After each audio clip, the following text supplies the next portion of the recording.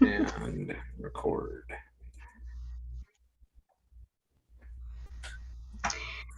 Ooh, okay. So this is it. So we've come to our final session of day 3 of Sing Your Heart Song Summit. And, I am so honored to have this collaboration project with, my co-host Steve Garvin. It's been so wonderful to be in sync with you and to be in sync with all of the presenters and the attendees and the wonderful discussions and conversations we've generated throughout the summit. So, and of those of you watching on replay or later, I mean, really, our heart extends out to you that you may find information that you're looking for. You may find your heart song and to share it with us. So Steve Garvin will come on next now to lead us into our closing ceremony. So thank you, Steve. Thank you, Olivia. So I want to begin by sharing a, and I know what you mean, whoever said that the bar at top makes it difficult to see what's going on. I really It'll wish. move. There we go. Yeah, you can move it. Yep, there we go. Okay. So if you are here for day 1 of the Sing Your Heart Song Summit, you'll remember this quote from Walt Disney, who said, "If you can dream it, you can do it." And I believe that is true. I believe that we each have desires given to us from the stars. And if one of the things that I love to do is to look at the history of words. And if you look at the history of desire, the DE and the SIRE, the DE means from, and the SIRE, when you go back to the Latin, it means the stars. So your desires, your true desires, are heavenly sent. They aren't just some random thing that, floats through the universe. They are meant for you. And sometimes when our desire, whether that's, as we talked earlier, it might be a mighty, majestic castle, or it might be a little tiny house. It might be, to make an impact on your neighborhood. It might be to make an impact in the world. It doesn't, whatever your desire is, that's in alignment with who you are and the path that you've been given. You have what's inside of you to find the path to get you there. And we've all been blessed, enlightened by all those who have presented up until this point in the summit. I'm not sure exactly the count, but there's have been something like 22 presenters so far during this summit. And each person has contributed a little bit to helping us to find the path to our desires, to our content castle, or whatever you might name that desire. During the meditation that I led this morning, I invited each participant to go into their heart, to find within their heart space a place where they can do some interior decorating, to create a space where they can take whatever colors, whatever paints, and create that space within your heart. And within that space, to find a word written on the wall of that space. And I'm wondering what words you might find written on the walls of your heart space. What word comes to mind? Put it in the chat or feel free to express it vocally here. Faith. Faith. I love that word, Olivia. My desire is freedom, and it's freedom like to be myself. Freedom to be yourself. It's lovely. We've got surrender from Jewel. Surrender. Awesome.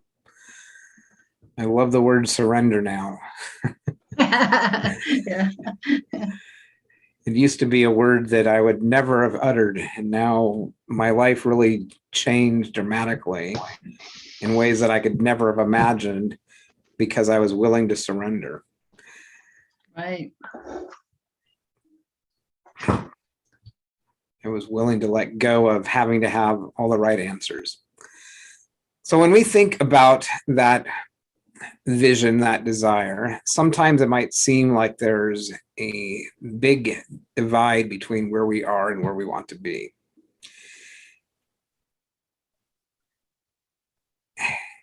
Maybe that's the way it's supposed to be. Because when we find a divide between where we are and where we want to be, we have the opportunity to build a bridge, not only for ourselves, but for others to follow. That when we go through our journey and figure out how we might go from despair to delight, from feeling alone or faithless or captivated, captured, held, prisoned, that finding the way to the other side of that abyss helps us not only to become the people who we are designed to become, but also helps us to create the bridge for others to follow. In order for us to build that bridge, oftentimes we make plans as to what that bridge might look like. And we use the tools that are available to us in order to make that plan and to build that bridge. Before I surrendered, before I had the moment where everything seemed to fall apart around me, I relied heavily on my rational mind, on what I knew and what I could prove. I felt that if I could prove it, if I could know how to do it, then I could do it. And that's all I needed. And so I spent my life trying to prove my way to the other side. And that actually worked pretty well in lots of ways. It helped me to become a programmer. It helped me to become a corporate accountant. It helped me to get both my bachelor's degrees and my master's degree. It helped me to read lots and lots of books and to listen to lots of people share their knowledge and their experience. And I learned how to measure, to find incrementally, how is my day getting better? Are we making more profits than we did last quarter or last year? Are we heading in the direction that we want to be going? And that was a useful skill. But I also came to a point, and I think I actually want to go one step forward before going back to that slide, is that when everything fell out beneath me, when the bridge that I was on ceased to provide the path that I needed, that I felt pretty alone, pretty devastated, pretty uncertain of how to go forward. And eventually I came across this quote from Joseph Campbell, who said, if you can see your path laid out in front of you, step by step, you know it's not your path. Your own path you make with every step you take. That's why it's your path. Wow. That when we find our way across the divide, when we find our way across the abyss, We create the path that helps us to get from one place to the other, that we create a space for others to follow. And they too will find their own path. But our paths are interconnected. Our paths are not, we aren't isolated, alone on our journey, that we benefit from. One of the things that I used to like to, and still do, growing up, I always found the crash test dummy commercials a little bit humorous, that these crash test dummies would go crashing into a wall. And I had felt like that. The crash test dummy would get out and they would always deliver the line, "You can learn a lot from a dummy." That we can learn a lot from a dummy, whether that dummy is someone on the street or if that dummy is someone in the mirror, that dummy has a lot of wisdom to share with us.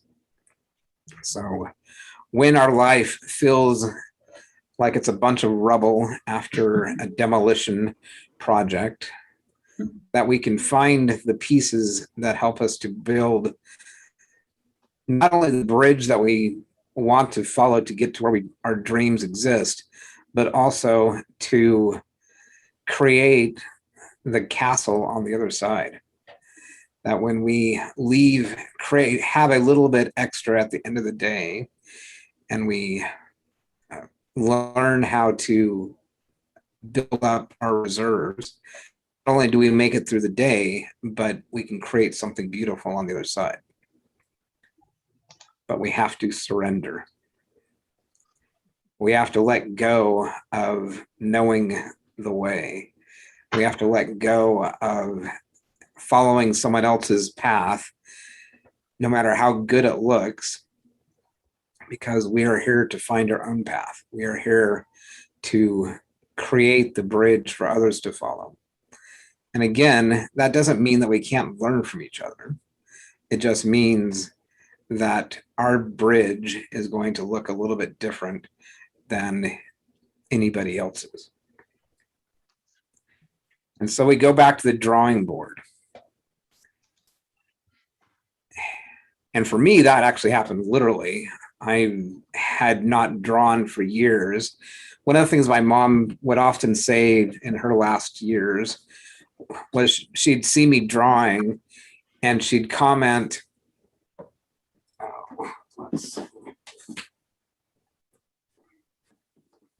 pulling out a random sketchbook, so I don't even know what's in it. Maybe not that one.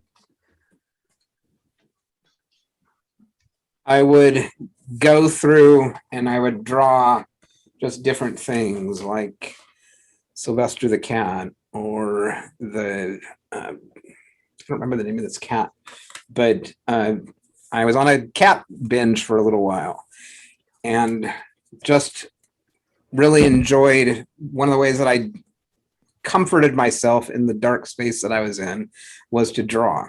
That no matter how I was feeling, if I could draw, that it was something I could do and just kind of forget about how I was feeling. And my mom would often say, "I don't remember you drawing." And I would always respond, although she wouldn't remember, that she didn't remember me drawing because I didn't draw. For 40 plus years, I didn't draw. It was not a part of who I was.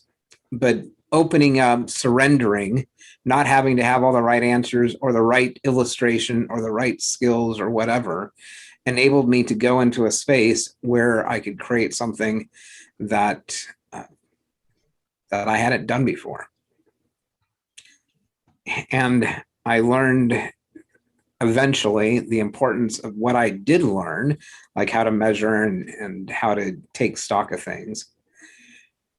So I benefited from my rational mind, but I also began to take steps into places where I was a little bit scary, began to step in the direction of where I wanted to be, but wasn't sure of how to get there. And I began slowly to trust myself, to be able to trust and to tap into my emotional side, to tap into who I am, not only what I know, but also what I feel. And earlier today, we heard from Maureen and talking about our three guts, our three brains, including our gut, but the brain in our head, the brain in our heart, and the brain in our gut. And when we tap into those three aspects of ourselves, that we can create something even more beautiful than what we can just by relying on what we know, what our rational mind tells us. And we can tap into one of my favorite places now within me is my heart, to listen and to tune into the heart song that is speaking within. And I also learned that it's okay, in fact, it's wonderful to connect with other people in similar spaces. That not only did I have my emotions to rely on, not only did I have my rational mind to rely on, but that I also can connect with other people in order to get support when my emotions were depleted, or to get support when I didn't know the answer, or to get support when I wanted to connect with somebody but didn't know how. That I don't have to do it all alone. I don't have to have all the answers. I don't have to know, what's ahead of me on the next step that I take, that I can rely upon and build relationships with other people. And through doing so, I can begin to transform. I can begin to become the person that simultaneously I've always wanted to be, and the person that I have always been. That the person that I want to be is already within me, that the person that I want to be, the life that I want to have, already exists. And it isn't out there. My dream, the realization of what I want to be creating and the impact that I want to be making in the world, it's not separate from me, it's part of me. And just as the caterpillar transforms into the butterfly, we are also in our own chrysalis. We are all in our own transformational journey to become the people that we desire to be. We are becoming the voice, the singers of our heart songs, such that the world can be a more beautiful, brighter place. And one of the things that I know is that each of us has our own unique color combination. That if you take these three simple colors and add them together in our own unique combination, that we get a whole rainbow of colors, that we create our own path, our multicolored, multi-hued, multi-vibration path that helps us to get to where we want to be. But it is learning to find our appropriate levels, our appropriate balances of the rational, of the emotional, of the social, and figuring out what our plan is in order to make those things work together so that we can create the profits that we desire. And when I speak about profits, one of the things that I've noticed is that in our age today, we tend to think about profits in terms solely of financial profits. We don't tend to hear about profits in other areas of life. But if you go back to, say, the New Testament, or even just a couple 100 years ago, profits had a broader meaning than what we tend to see here today. Profits simply means, again, if you break up the word, the pro meaning forward or positive, and the FIT part of it meaning that it's something that's done or completed, that a profit is any journey that ends in a better place than where it began. So in order for us to profit financially, we end up at the end of the month, end of the quarter, end of the year, in a more financially beneficial place than where we began it. but it's true also for our social. Because we have been at this Sing Your Heart Song Summit, we have made connections, we have heard from people and gained wisdom and connections, relationships with others that we didn't have at the beginning of this summit. So I hope for you that each of you has found this to be a profitable summit, that this has been a rewarding experience such that you leave with greater profits in your pocket so that you can have and build the bridge to the dreams that you have for yourself. And so in closing, I just want you to remember to fill your buckets, to keep your buckets full.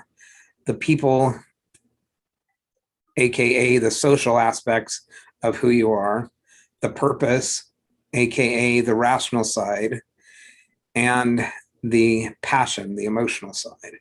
And what is the plan that pulls all those things together?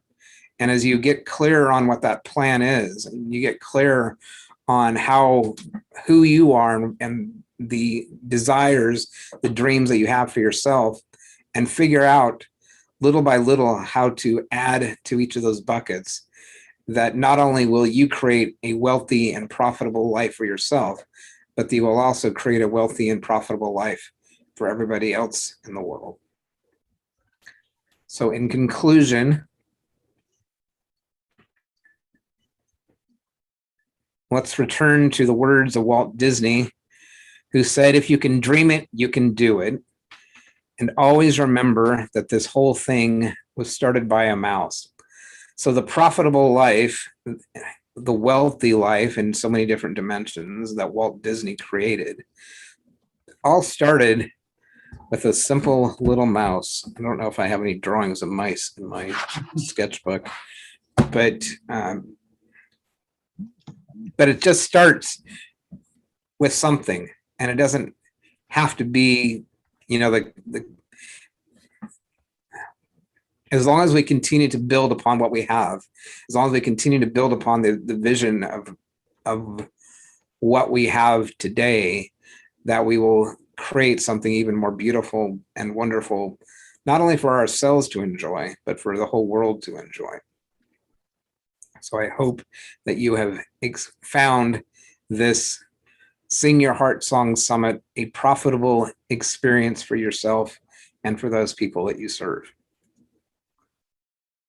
And I feel like closing, as I always close my recordings, until our stories meet again, be the bright light in someone's dark night.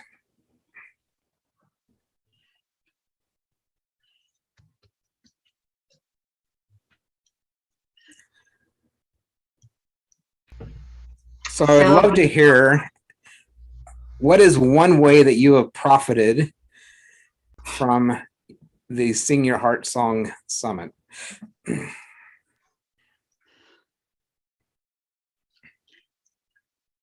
I've learned a different level of giving presentations. And I've grown so much in the last few years, it just fits. And it wasn't a coincidence that David was right before me. Awesome. Well, thank you all. I now really appreciate when people were presenting, that they said that they couldn't see what was happening in the chat. So just lots of kudos to you, Steve, and so many great profits. This is definitely a profitable weekend, profitable experience. I mean, you've given me a whole new meaning to the word profit. And, what I got out of it is just really stepping into a leadership zone. So thank you. Awesome. And thank you for all of you for trusting us that we could guide you through this. Great Absolutely. job. I would like to add to that as a profit, if you can hear me all right, setting aside my little prizes, putting that aside. I think perhaps one of the greatest profits that we can get, perhaps we won't see until after this is over, because we'll have had time to digest it. We'll have time to put it into practice. We'll gain from the numerous connections that we've made on a emotive level, and the skills and things. And a major profit for me through this has actually been the humor and the camaraderie that's gone on, because that to me is very important. That is one of the keys for connection for me. But I could probably go on with a long list for you, Steve, but I'm not going to. Awesome. Sweet. Okay. Thank you. I feel like doing what Olivia had us do at the end of a couple of our exercises this morning, where it was, what is, when you bring your hands together, what is that? You say a couple of words. Oh, very good. Very good. Very good. Yay! Yay! And we do that because it brings out that inner child in you, that 6-year-old, 5-year-old, 7-year-old. Yay! So very good. Very good. Yay. Yay! This has been so good. Need that to bring our 6-year-old out, by the way. Some of us have them quite happily bouncing out without that help. Yes, I'm very glad about that too, John. I kept looking back and worrying that the flame from the candle was going to burst and either catch my hair on fire and I'd do a Michael Jackson, or it would burn the 100-year-old books that I have behind the candles. So, wow. But yes, nothing is caught on fire. At least not physically. Hopefully all our hearts have caught on fire and we have a little bit more light to share with the world. Well, I would like to lead you into a song. Let me put in the chat the lyrics. I, had sang this song before during our break session, and it's to the tune of This Little Light of Mine, but we're going to replace that word light with heart.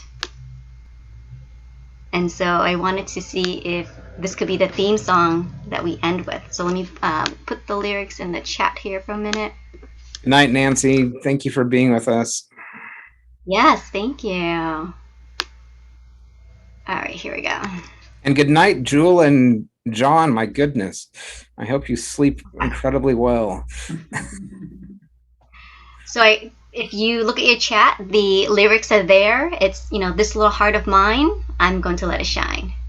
So I invite you to hum along. You can always hum.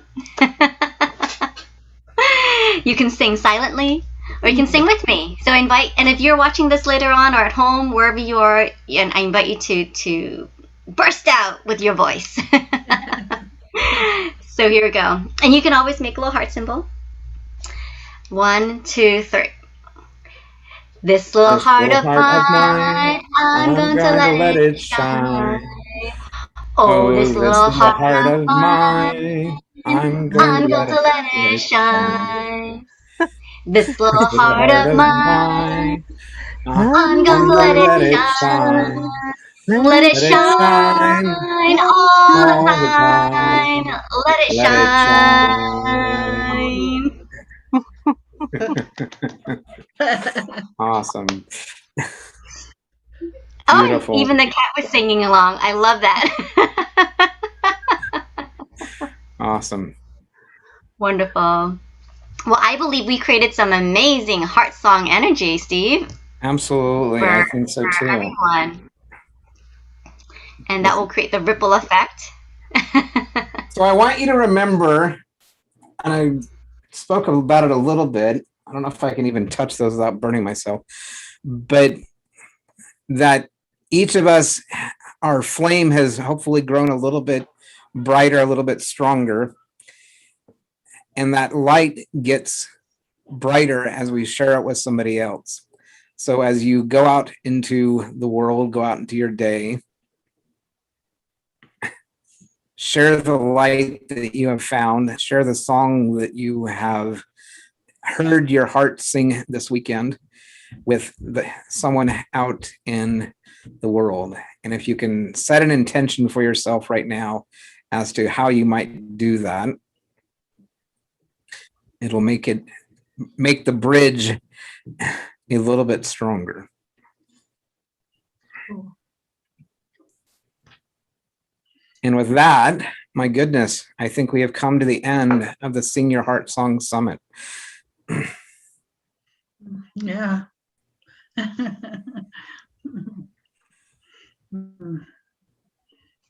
I'm so grateful.